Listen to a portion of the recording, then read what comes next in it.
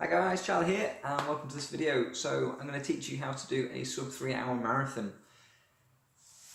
These are all marathon medals of mine. There's probably 50-ish, give or take.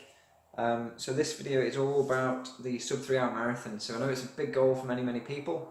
Me personally, I did my first sub 3 hour marathon on the 1st of January in 2012.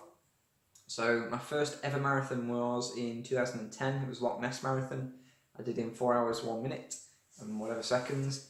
So that was my first marathon. Went into it very unprepared, not really kind of taking it very seriously. Had no idea of pace or plan, and my training had just been occasional running, no kind of structure or anything. I had no idea what to expect, and it was just a bit of a, long run really, and didn't go very well. So after that, I decided to actually start training regularly, and I did break the 4 hour mark later in that year on the 31st of December 2010. But again, was really struggling. Although I'd planned it a lot better and actually done some training, I was still struggling to do those longer runs. So I definitely wasn't born good at running, and I had to really work at it. In terms of, like I say, my fastest marathon now, it's 2 hours 41 minutes. 50 something seconds, which I also did at the Live Bird Marathon. So that was a couple of years back. I've done many sub 3 hour marathons, some on trails, some on roads, like I say. And then I've done also, in training for my longer races, I've done some back-to-back marathons where I've done like a 246-ish and 250-ish. I can't remember the exact times, but for example on the track, I've done loads of really hard mountainous marathons and hill marathons and that sort of thing as well. But like I say, this main video, I'm going to take you onto my computer in a minute. I'm going to show you a little bit of proof, just in case you don't know who I am, never heard of me, and wondering who this guy is rambling on at you on the internet. So I will show you some of my race times, and you can have a little look there for yourself. As well as that, what we're going to look at is the actual pace, so how fast you're going to need to run to do the sub 3. And then also what kind of time you should be running now or aiming to run beforehand. So a few quick questions. Do you have to run every day to do a sub 3 hour marathon? No, you don't. A lot of people who are doing the sub 3, you will already be running quite consistently. You probably didn't just turn up and just wing it to get around a sub 3 hour marathon. If you did, good on you, well done. Perhaps you should, again, do some focused training. You'd be doing really well. But a lot of people, they've worked their way up, perhaps doing either shorter races for a long time, getting quite fast, building up the speed, and then going into doing a sub 3 hour marathon. Or maybe you've been doing loads of long running and you just want to get a bit quicker now and actually, focus on these shorter distance times. So, like I say, if you are an ultra runner and you've been doing loads of longer stuff, not much speed work and neglecting the sort of faster end running, then you might find that you've developed a really good aerobic base, but now you need to actually do a bit more speed work and focus on getting those shorter distance times down, like the 5k, 10k, half marathon, and then you can go on and do a successful sub 3 hour marathon.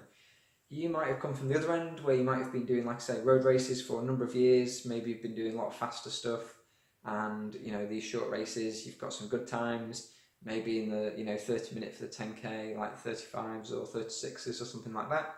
But when you start to go further, beyond the half marathon, you just can't seem to hold it together for the marathon, and you've ended up, either failing and coming in over the 3 hours, or you've maybe just not done one yet because, let's face it, it's a long way. So I'm going to cover different points for both those people, those different types, and you might just be making steady progress, doing a mix of races. You might be somewhere in between and just gently tipping away at those times, but maybe feel like you're in a bit of a rut, or whatever else it might be. So it is realistic, just to give you a ballpark. Some of my clients, they've got families, they've got busy jobs, they're traveling a lot with work and things like that, and it is achievable to still do a sub 3 hour marathon. The only real limit is your own mind, your own self, especially if you're already doing those shorter distance times I'm going to talk about later.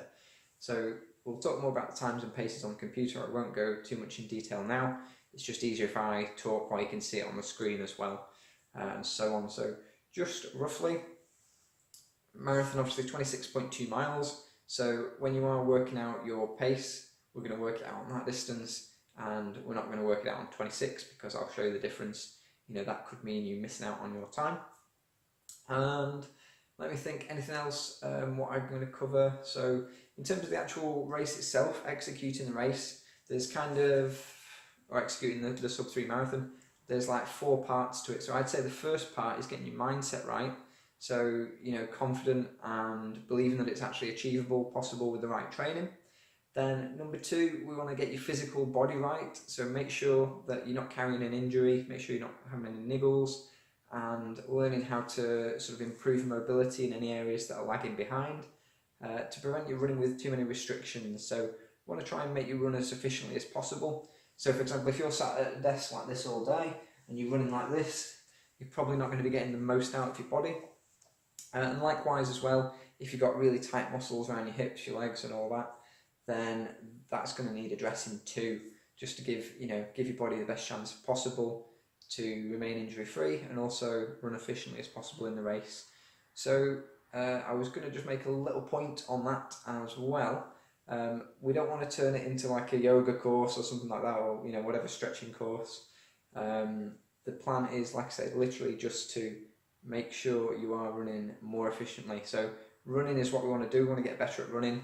I know you're not running to specifically lose weight or running because of the health benefits, although they're great.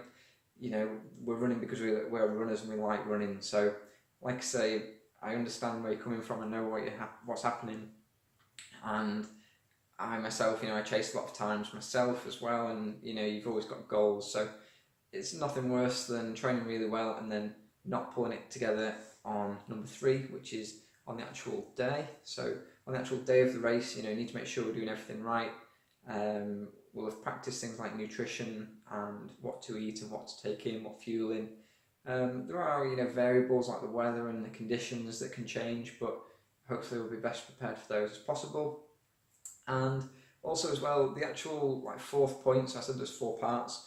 The 4th part is actually like doing the training. So I've put that kind of like last, really. It probably should be the 3rd and the race is the 4th, but roll with me here. The first one, your mindset. If your mindset's not right, you're not going to be motivated and you're not going to make it all happen and make it work for you. Because you will only obviously get out what you put in, and you have to do the training. I can't do the training for you. I can tell you what to do, I can show you how I've done it, but you've got to do it for yourself. It is obviously easier if you've got someone to guide you and show you, so you can understand what you're doing and everything you're doing is right. There's not as much trial and error. But like I say, the final point is the training. So we need to make sure that we've got the right mix of training for, first of all, for your actual time available in your schedule. I'll be honest, if you were only able to train like 3 times a week for an hour and that was it, and that was all you were willing to commit to training, then you're realistically going to struggle to get in things like your long runs and do enough training volume. Personally myself, I do train pretty much every day, but not always running. So I might have some easy days where I'm just doing some stretching, some mobility work. It might only take 20 minutes.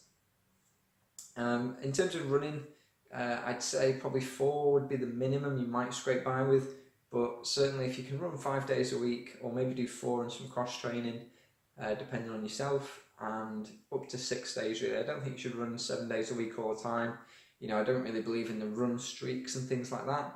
While there are obviously many benefits to some people, they've changed some people's lives, some people love them, I don't think it's necessary, and I wouldn't personally recommend it myself. Beyond the novelty of doing the challenge, I'm not keen on the idea for your actual running ability as such. And if you're just plodding out a mile for the sake of it, it's probably not going to help you that much. Just do some easy spinning on a bike or something, or have a stretch, something like that. So let's, without any further delay, let's roll into my computer and I will see you in there.